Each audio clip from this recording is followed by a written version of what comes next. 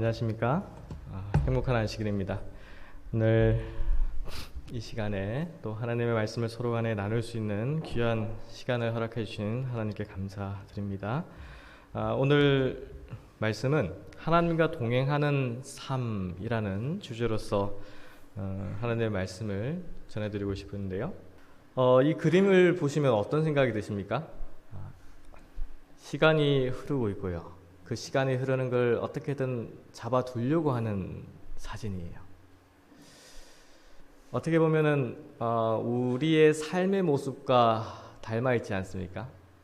어느 순간에는 그 시간이 조금 멈추었으면 좋겠고, 좀 천천히 갔으면 좋겠고, 아니면 젊은 세대들은 반대로 좀 더 빨리 가서 어른이 되었으면 좋겠다라는 생각이 듭니다. 근데 곰곰이 생각해보면 어떻습니까? 시간은 동일해요. 모든 사람들에게 동일하게 흐르고 있습니다. 지금도 마찬가지도. 하루의 시간이 몇 시간인지 아시죠? 하루의 시간이 몇 시간입니까? 24시간. 이건 다들 너무나 잘 아세요. 자, 한 달의 시간이 몇 시간입니까? 이제 힘들어지죠? 한 달의 시간 하면 힘들어져. 생각해 봐야 돼요. 네. 시간을 이렇게 시간으로서 날짜를 계산한 게 있어서 제가 찾아봤는데요. 하루가 24시간이고 한 달을 30일 기준으로 잡았을 때 한 달에 720시간입니다. 그리고 1년이면은 8,760시간이에요. 이걸 80년을 곱하면 얼마 되냐면 70만 800시간이에요. 그래서 연세가 이제 80세가 되신 분들은 시간을 한 70만 시간을 지내신 것입니다. 근데 살면서 내가 나이가 얼마니까는 몇 시간을 내가 썼구나, 소요됐구나, 우리가 그걸 생각하면서 사나요? 아니죠. 보통은 그냥 하루의 시간에 한해서 살고 있어요. 지금 몇 시 몇 분이고 내가 몇 시 몇 분에 지금 뭘 하고 있구나, 그 생각만 하죠, 보통. 그래서 지나고 나면 어떻습니까? 세월이 지나서 저도 이제 나이가 벌써 40이 넘었더라고요. 근데 제가 40이 넘으면서 모르겠습니다. 한 30대 후반부터는 나이를 세는 거를 안 했습니다. 나이를 잘 안 세요.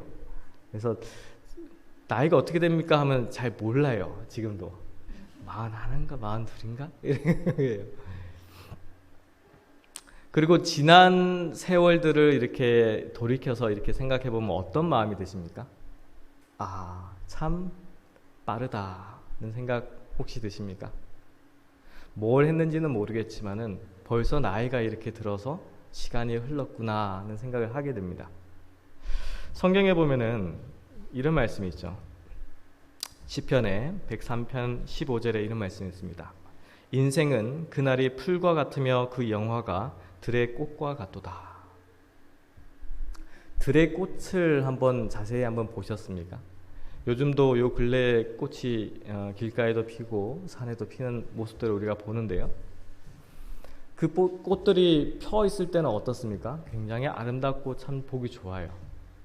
근데 시간이 지나면서 어떻게 됩니까? 길가에 보이던 그 노란 꽃들이 어느 순간 잘 보이지 않게 되죠. 어느 순간에. 우리의 인생도 그러한 의미에서 동일하다라는 생각이 듭니다. 하루하루의 삶은 굉장히 크게 느껴지고, 내가 오늘 하루에 어떤 계획을 세우고 어떻게 일을 해야 될까? 어떤 삶을 살아야 될까? 그러한 생각 가운데서 삽니다. 그렇죠? 근데 그 하루의 시간이 축적이 되고 누적이 돼서 1년이 되고, 1년이 지나고 1년 전의 일을 생각해 보면 어떻습니까? 기억이 나는 일들도 있고 기억이 나지 않는 일들도 있어요. 그래서 그리스도인이든 그리스도인이 아니든 하나님께서는 자비로우셔서 우리 모두에게 같은 시간을 할애해 주셨습니다. 그래서 그 시간 속에서 우리 인간은 살고 있어요. 특별히 그리스도인은 어떠한 삶을 살고 있습니까? 마태복음 1장 23절의 말씀을 보시면 어떤 마음이 드십니까? 성경에 기록하기를 보라, 처녀가 잉태하여 아들을 낳을 것이요 그 이름은 임마누엘이라 하리라 하셨으니 이를 번역한즉 하나님이 우리와 함께 계시다 함이라. 우리가 자주 이야기하는 예수님의 다른 이름이 바로 임마누엘.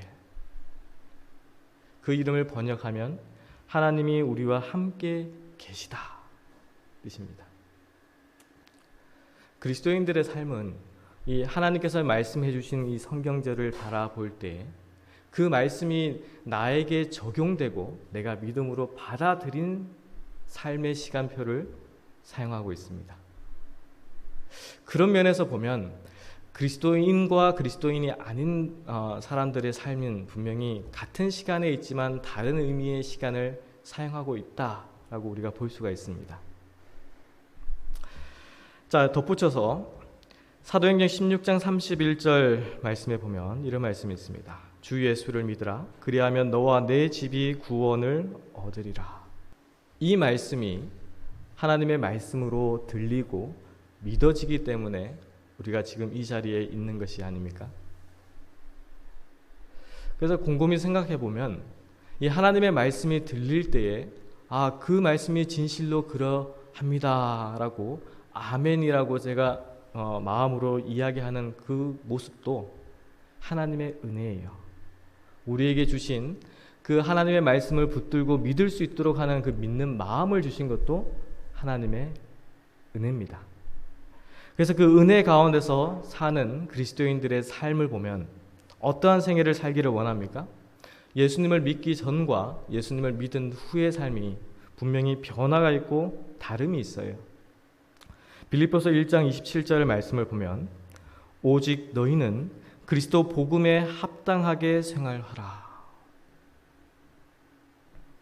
복음을 단순히 그냥 듣고 그렇구나 이해하고 그렇습니까? 라고 인정하는 것이 복음을 올바르게 이해하고 있는 그리스도인의 모습은 아닐 것입니다. 신앙이라는 것은 단순히 어떤 지적으로 내가 지식을 쌓는 그러한 것이 아니에요. 그냥 거기서 끝나는 것이 아닙니다. 신앙은 우리에게 가르쳐 주시고 들려주시는 하나님의 말씀을 믿음으로 받아들이고 그 믿음에 입각하여 하나님께 묻고 하나님의 뜻이 무엇인지를 알고 하나님께서 명하시는 방법대로 살고자 하는 마음, 의지, 그러한 생활, 이것이 병행되는 것이 바로 복음을 올바르게 이해하고 있는 그리스도인의 삶입니다. 사무엘상 15장 22절 하단에 보면 이런 말씀이 있습니다. 순종이 제사보다 낫고 듣는 것이 수양의 기름보다 나으니. 사무엘 선지자는 그 사울 왕의 모습을 보면서 너무나 안쓰럽고 안타깝고 그에게 하나님의 경고의 말씀을 주고 싶었어요. 그래서 이 순종이 제사보다 낫고 듣는 것이 수양의 기름보다 나으니 라는 말씀으로서 그 사울 왕에게 경고했고 오늘날 우리 믿는 그리스도인들에게도 또한 해당하는 말씀으로 하나님의 말씀으로 들리고 있습니다. 오늘날 많은 경우에 있어서 우리 사람은 우리 육신의 눈으로 보이는 것으로 판단하기를 참 좋아해요. 그래서 이 말씀 가운데 있는 순종이라는 것이 순종의 결과로서 나타나는 그것에만 자꾸 집중을 합니다. 이 사무엘 선지자를 통해서 주신 이 말씀은 분명히 구분되는 단어고 말씀이었어요. 순종과 제사. 사울은 모양은 하나님께 드리는 제사였지만 그의 마음은 하나님께 순종하지 않는 마음이었습니다. 그래서 사무엘을 통해서 주신 말씀은 마음으로부터 하나님의 말씀에 순종하는 생애를 살라라는 것입니다. 그래서 오늘날 이 마음으로 순종하는 생애를 사는 삶이 과연 무엇일까? 제가 요즘 그런 생각에 자꾸 빠져들어가고 있어요. 증언의 말씀을 보면 이런 말씀이 있습니다. 마음으로 하나님께 순종하고 이 목적을 위하여 모든 노력을 기울일 때 예수님께서는 이 의향과 노력을 인간의 최선의 봉사로 받아들이시며 주님께서 당신 자신의 공로로서 그의 결함들을 메꾸어 주신다. 우리가 하는 것이 굉장히 크게 이렇게 보이십니까? 우리가 어떤 하나님의 말씀에 순종하는 모습을 그것이 옷이 됐건 음식이 됐건 어떤 모습이 됐건 그러한 행동을 우리 생애 가운데서 나타낼 때에 그것이 굉장히 크게 보이십니까? 만약 우리 마음으로 하나님의 말씀에 순종하지 않고 굴복하지 않고 모양으로서만 그 경건한 모양으로서만 나타내고 있다면 사울왕이 제사 지냈던 그 모습이랑 오늘날 내가 믿는다고 하는 그리스도인의 삶의 모습이랑 다른 것이 무엇입니까? 그래서 하나님께서 보시는 것은 우리가 진정 마음 가운데 하나님의 말씀에 순종하는 그 마음으로서 하나님의 명령에 순종하는 생애로 나타나고 있는가 라는 것입니다. 그래서 물론 하나님과 동행하는 삶을 나타냈던 성경에 많은 기록들이 있습니다. 에녹의 삶도 그랬고 노아 할아버지의 삶도 그랬고 다니엘과 그 친구들의 삶도 그랬고 성경에 나타나는 많은 부조들의 삶 가운데서 하나님과 동행하는 삶이 참 많이 기록되어 있습니다. 근데 저는 오늘 이 시간에 가장 우리의 모본 되시는 분의 생애를 통해서 과연 어떠한 생애가 하나님과 동행하는 생애인가를 비추어서 한번 생각해보는 시간을 가졌으면 합니다.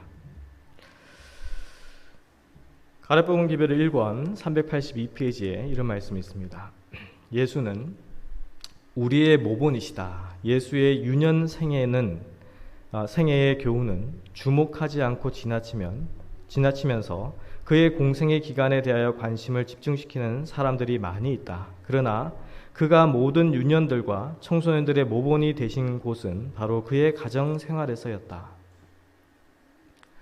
저는 이 말씀에 참 많이 공감이 되었어요.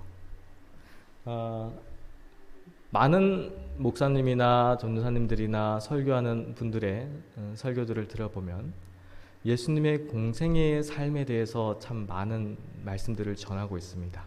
많이 들었어요.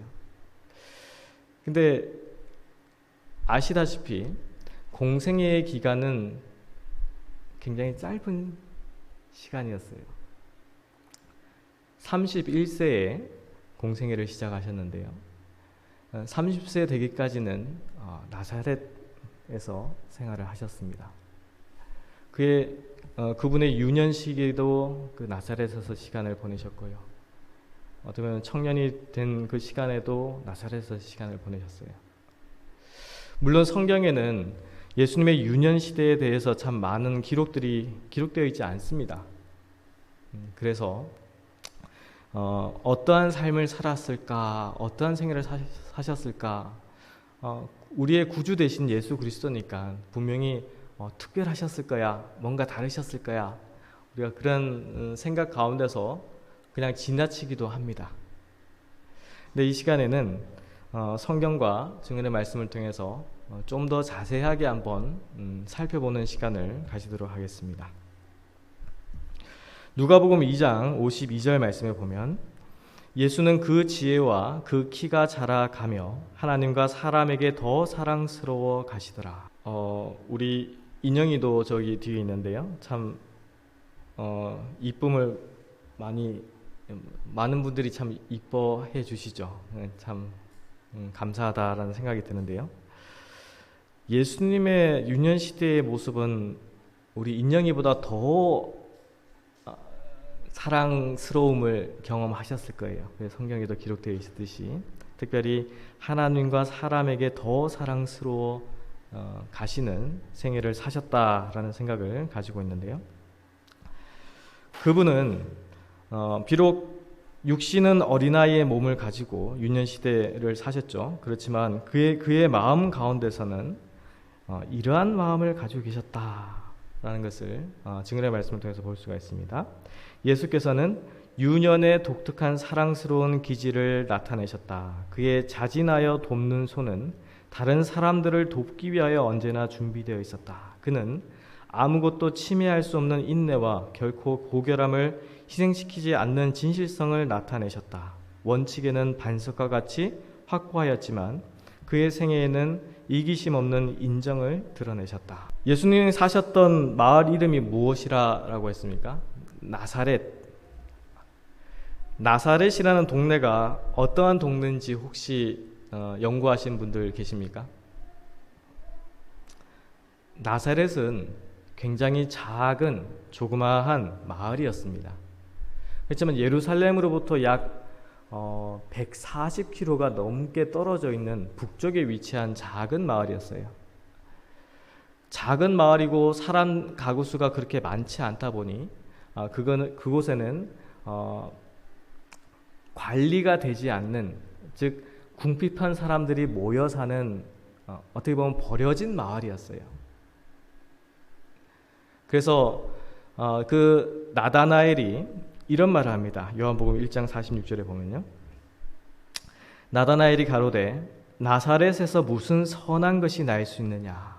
왜 나다나엘이 이런 말을 했냐 하면 그 당시에 이스라엘 백성들 사이에서 나사렛이라는 단어만 들어도 거기 촌동네, 거기 사는 사람들 중에 선한 사람은 아무도 없어 라는 인식이 강한 그러한 마을이었어요. 근데 예수님께서는 유년시대와 청년시대를 그 나사렛에서 생애하셨습니다. 우리가 유추를 해봐도 상상을 해봐도 알 수 있겠죠. 그 나사렛이란 동네가 이러한 환경 가운데서 있던 동네인데 그곳에 사셨던 예수님께서는 얼마나 많은 유혹과 시험을 겪으셨을까요? 사단은 시험에 어떻게든 빠지게 하도록 노력하지 않았을까요?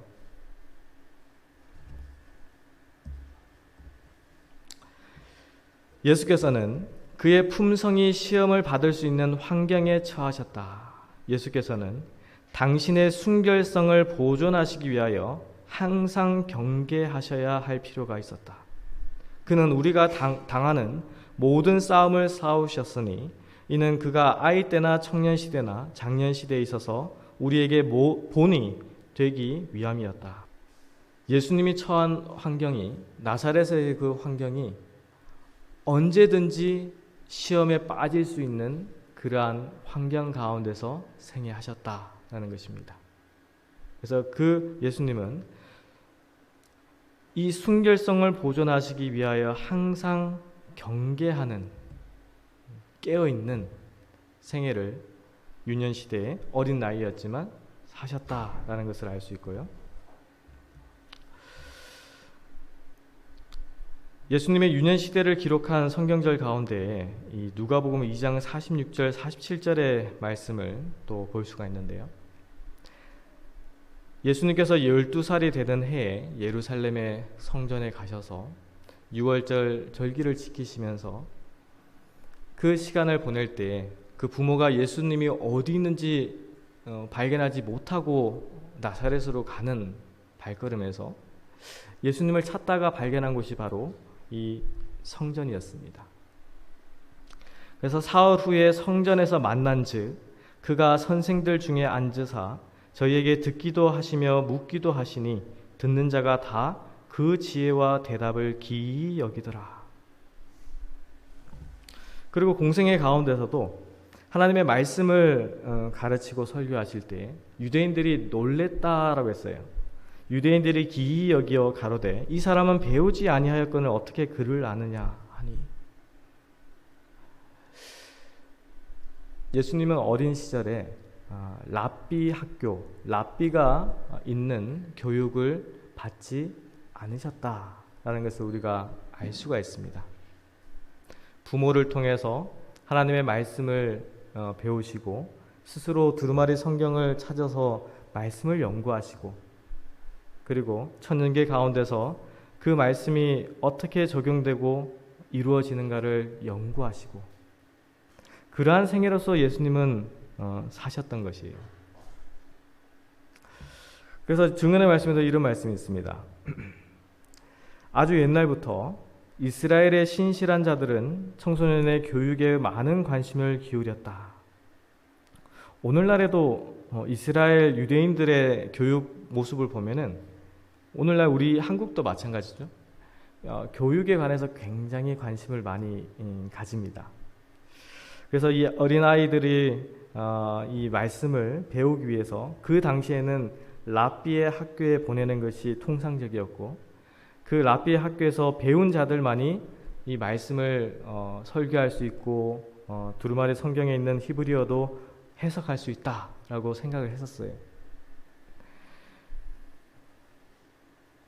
찬미와 기도와 성경의 교훈들은 지성이 뜨이기 시작하는 아이들의 마음에 적응되도록 해야 할 것이었다.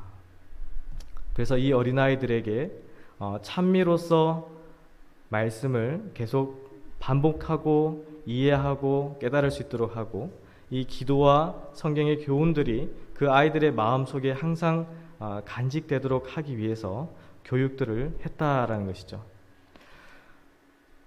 그래서 예수님의 교육은 가정에서부터 그 어머니 마리아를 통해서 그 아버지 요셉을 통해서든 아니면 주위의 어떤 인물들을 통해서든 그리고 스스로 두루마리 성경을 연구하시는 그러한 모습으로서 하나님의 말씀을 연구하셨다라는 것이죠.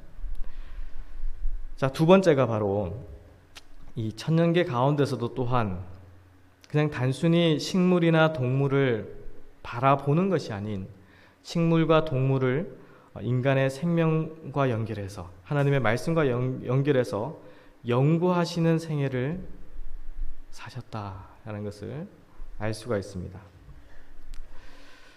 그래서 이러한 교육을 받으시면서 성장하셨고 특별히 예수님께서는 그냥 많은 시간이 있어서 천년계 가운데서 언제나 식물을 바라보면서 꽃을 바라보면서 동물을 바라보면서 연구하셨던 것은 아니었습니다. 왜냐하면 그분의 삶 가운데서 그 생애가 결코 부유한 생애가 아니었다라는 것을 알 수 있기 때문입니다. 마가복음 6장 3절 상단에 보면 그 예수님을 알던 나사렛 사람들은 이 예수님을 보면서 이런 말을 했습니다. 이 사람이 마리아의 아들 목수가 아니냐. 육신의 아버지였던 요셉은 그 나사렛에서 목수를 하던 인물이었습니다. 그래서 예수님도 또한 그 어린 시절부터 그 육신의 아버지 요셉을 도와서 이 목수 일을 하는 그러한 일을 했다라는 것을 우리가 유추할 수가 있습니다. 이 당시 목수의 일이 어떠한 일이었을까 이제 좀 생각을 해봤습니다. 오늘날처럼 어떤 나무만을 다루는 어떤 기계가 있어서 재단하고 그걸 조립하고 이제 그러한 일을 하셨을까? 나사렛에 가면요, 그 예수님 당시의 모습을 생각하면서 만들어 놓은 민속촌과 같은 마을이 있습니다. 거기에는 지금도 연자바위를 통해서 곡식을 빻고 이 당나귀 뒤에다가 무거운 돌을 달아서 탈곡을 하고 그러한 마을이 있어요. 거기에서 이 목수가 어떠한 일이었을까를 생각하면서 그 목공소를 재현해 놓은 곳이 있습니다. 그곳의 장면을 바라보니까요, 우리가 생각하는 그냥 재단해서 조립해서 만들면 되는 그러한 일을 넘어서는 일이었다라는 것을 알 수가 있습니다. 혹시 이스라엘 백성들의 집을 한번 보신 적이 있으십니까? 그들이 그 당시에 어떠한 집을 살았는가를 보시면은 이 그림에서도 나오지만 나무집이 아니었습니다. 돌집이에요, 돌집. 왜냐하면 그 근방에는 석회암 성질인 돌들이 굉장히 많습니다. 그래서 집을 지을 때는 이 돌을 쪼개고 갈아서 맞추어서 집을 짓는 일이 있었어요. 그 모든 일들을 누가 했느냐 하면 목수가 했던 일입니다. 그래서 이 목수라는 그 단어 속에는 그 예수님의 유년 시대의 삶이 얼마나 힘들었을까가 포함이 되어 있습니다. 이 시대 소망 말씀처럼 예수의 부모는 가난하여 그의 매일 수고에 의지하여 그날 그날을 살아갔다. 예수께서는 빈곤과 극기와 궁핍을 잘 아셨다. 여기 앉아 계신 분들 가운데서도, 우리 성도님들 가운데서도 이 배를 골마본 경험이 있으신 분들이 계실 겁니다. 하루를 벌어서 벌지 않으면 밥을 먹을 수 없는 그러한 환경에 처해 보신 분들도 계실 거예요. 예수님의 유년 시대도 또한 그러한 궁핍과 어려움을 경험하시는 가운데서 예수님은 사셨다라는 것을 우리가 볼 수가 있습니다. 그래서 그러한 어려움 가운데서 사셨고, 그러한 시간을 목수의 일에 많은 시간을 할애해서 어린아이의 몸이었지만 그러한 일을 하는 가운데서 사셨기 때문에 그러한 일이 오히려 그러한 부지런한 생애가 시험을 이겨낼 수 있는, 어떤 유혹에 빠지지 않을 수 있는 하나의 방편이 되었다라는 것도 알 수가 있습니다. 이 경험이 그에게는 한 방벽이 되었다. 그의 부지런한 생애에는 시험을 이끌어 드릴 만한 한가한 시간은 없었다. 그에게는 부패한 교제를 위한 길을 터놓는 목적 없는 시간이 없었다. 굉장히 부지런히 맡겨진 일들에 충실히 행하시는 그러한 시간을 보내시는 그러한 어린 시절이었다라는 것을 알 수가 있고요. 이 목공 일이 굉장히 어렵고 힘든 일입니다라고 말씀을 드렸어요. 그러면 그 어렵고 힘든 일을 경험하실 때에 예수님께서는 어떠한 마음으로서 그 목수 일을 하셨을까요? 한번 생각을 해보십시오. 어렵고 힘들기 때문에 언제나 찌푸리고, 아니면 화내고, 아니면 짜증내고, 아니면 울고, 그러한 모습으로 그 시간들을 쓰셨다라고 생각을 하십니까? 예수님께서는 시골집에 사시면서 가사를 돌보는 일에 자기의 역할을 신실하고 기쁜 마음으로 행하셨다. 참 오늘날에도 마찬가지예요. 우리가 어떤 일을 하더라도 그 일을 어떠한 마음으로 대하고 하느냐에 따라서 그 일의 경중이 달라집니다. 예수님은 그 맡겨진 일, 어떻게 보면 그렇지 않습니까? 하늘의 주인이시고 하나님이신 분이 육신을 취하시고 이 땅에 오셔서 그 부유한 집에서 태어나시고 부유한 집에서 생애하신 것도 아니고, 하루하루 벌어야지만 그 궁핍함을 해결할 수 있는 그 가난한 집에 오셔서 그 맡겨진 일들이 어린 몸에는 굉장히 고된 일들이 많았을 것인데, 그래도 그 가운데서 이 기쁨을, 웃음을 잃지 않는 예수님의 모습을 우리가 상상할 수가 있는데요. 그는 전에는 하늘의 사령관이었으며 천사들은 그의 말씀을 이행하기를 즐겨 하였었다. 그러나 이제 그는 자원하는 종이 되고 사랑스럽고 순종하는 아들이 되셨다. 그는 기술을 배우시고 몸소 요셉과 같이 목공소에서 일하셨다. 그 목공소에서 일을 도우시고 일을 하시면서 그 하는 일이 어설펐을까요? 굉장히 미숙하거나 아니면 능숙하지 않은 모습으로서 이 예수님이 그 목공 일을 하셨다라고 생각하십니까? 말씀에 보면은 항상 그분의 일에는 능숙함이 같이 포함되어 있었다라는 말씀이 있어요. 그 일을 하실 때도 어설프게 일을 하는 것이 아니라 전문가로서 일을 능숙하게 맡겨진 일들을 하셨다라는 것을 우리가 볼 수가 있고요. 특별히 예수님의 지상 생애를 우리가 살펴보면서 항상 느끼는 것은 매 순간 그분은 열심으로 사셨다라는 것을 우리가 볼 수가 있습니다. 어린아이의 몸으로서 육신으로는 연약한 가운데 있었지만은 그러한 어린아이의 몸이지만 예수님은 그 가운데서 열심으로서 맡겨진 일들에 열심으로 행하셨고요. 그리고 어떠한 수고와 책임이 그에게 다다라왔을 때 그분은 결코 그 수고와 책임을 회피하지 않으셨다라는 것도 또한 알 수가 있습니다. 그래서 이 많은 사람들이 이 수고와 책임이 와 닿으면은 그 수고와 책임의 짐이 무겁기 때문에 그것을 회피하는 경우들이 참 오늘날도 많아요. 나는 부족하기 때문에 아니면은 나는 그것을 모르기 때문에 못합니다 라는 이야기를 할 때가 많은데요. 예수님의 생애를 이렇게 살펴보면서 느낀 것은 예수님은 그러한 정신과 그러한 마음으로서 맡기는 일들을 행하지 않으셨다라는 것입니다. 언제나 열심으로써 그 일들을 찾으셨고 그 가운데서 지혜를 더하셔서 그 일을 어떻게 능숙하게 할 수 있을까를 연구하셨고 그래서 그 전문가로서 일을 하셨다라는 것이죠.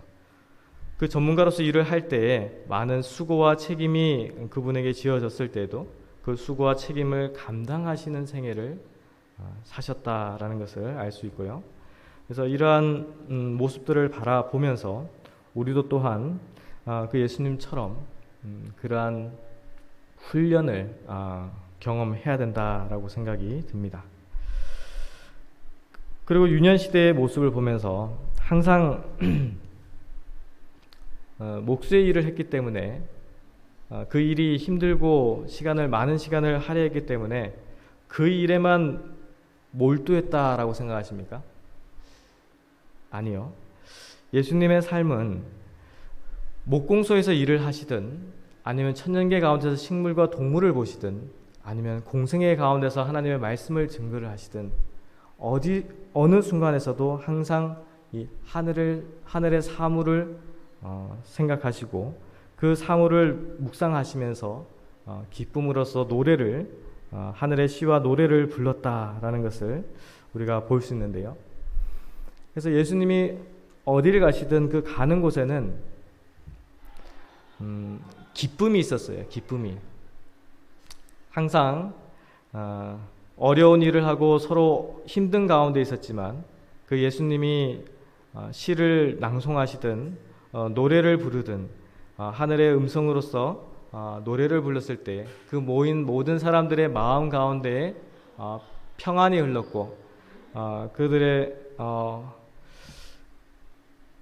그들의 일을 잠시 놓아두고 하늘을 사모하는 마음을 가지게 되었는데요. 그래서 이러한 생애를 통해서 이 낮추는 삶이 무엇인가, 과연 참된 겸손한 삶이 무엇인가를 우리에게 보여주시기 위해서 그러한 나사렛에서 목수의 일을 하셨다라는 것을 알 수가 있고요. 어느 순간에 있든지 항상 하나님과 동행하는 삶을 그분은 어린 몸이었지만 어린 유년 시대를 보냈지만 그 가운데서도 똑같이 하나님과 동행하며 하나님의 사업을 행하고 계셨다라는 것을 또한 알 수가 있습니다. 우리가 유년 시대의 모습을 짧은 시간에 이렇게 짧게 봤는데요. 제가 이 말씀을 보면서 찾으면서 혹시 그 말씀들 가운데서 질문들을 혹시 보셨습니까? 우리에게 주시는 이 질문들이 있는데요. 처음에 나왔던 말씀 가운데 이런 말씀이 있었습니다.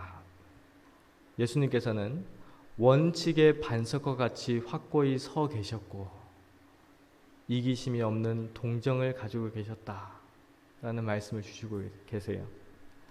그래서 우리 모두에게 이런 질문을 우리 각자에게 하면서 오늘 말씀을 생각하시기를 간절히 바라겠는데요. 원칙의 반석과 같이 확고하십니까?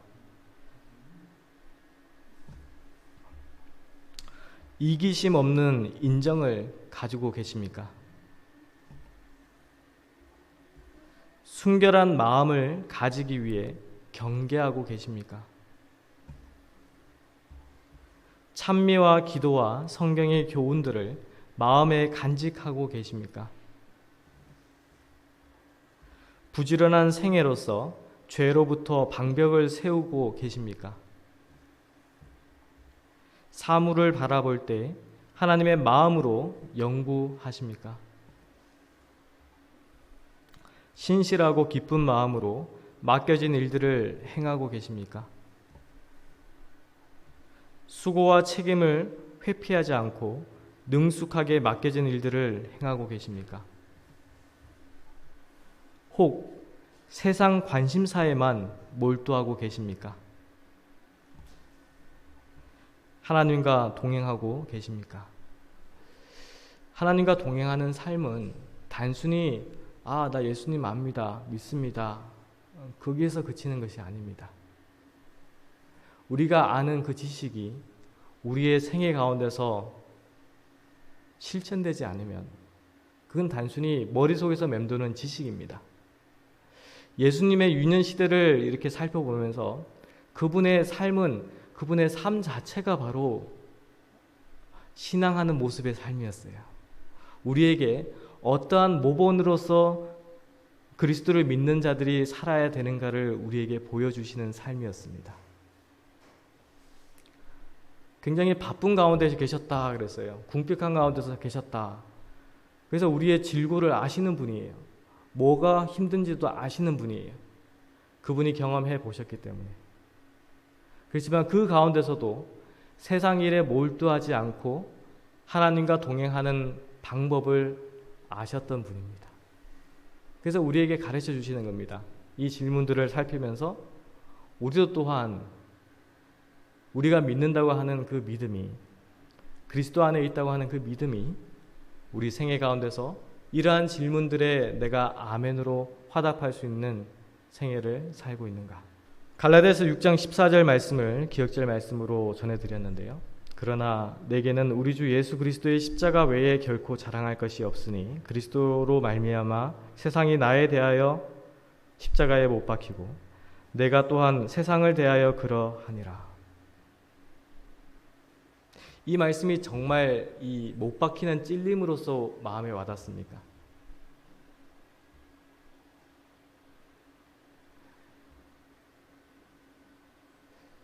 신앙생애는 실제입니다. 실제.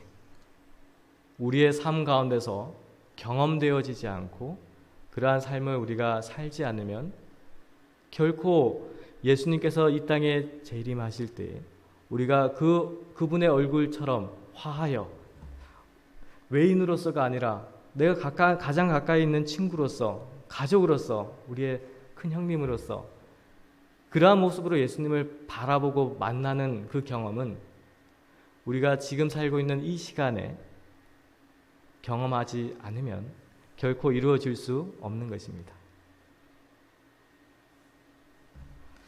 그래서 이 시간은 그냥 마음을 놓고 기쁨의 떡을 나누면서 생애하는 시간이 아직은 아니다라고 생각합니다.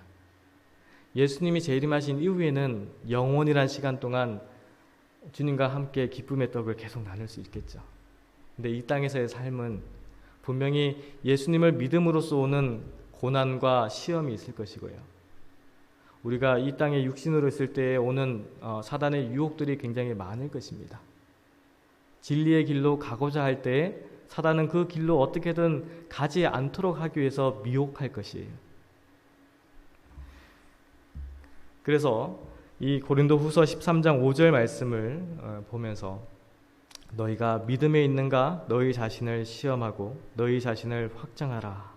예수 그리스도께서 너희 안에 계신 줄을 너희가 스스로 알지 못하느냐. 그렇지 않으면 너희가 버리운 자니라.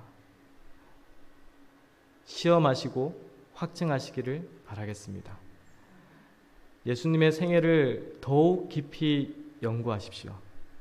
우리의 모본 되신 예수 그리스도를 통하여서 우리가 어떻게 할 때에 그리스도 안에서 승리하는 삶인가를 발견할 수가 있습니다. 우리가 그 예수님의 모습을 따라가고자 하는 그 마음의 의지를 하나님께 표현하고 나타낼 때 하나님께서는 도우시는 손으로서 우리를 도우신다는 약속이 있습니다. 그래서 우리가 순종이라는 그 단어 속에 단순히 행위로서 아니면 순종의 어떤 결과물로서만 생각할 것이 아니라 그 마음으로 하나님께 굴복하고 하나님의 말씀에 온전히 따라가는 그 의지가 나타나는 그 순종을 생각하시기를 간절히 바라겠습니다.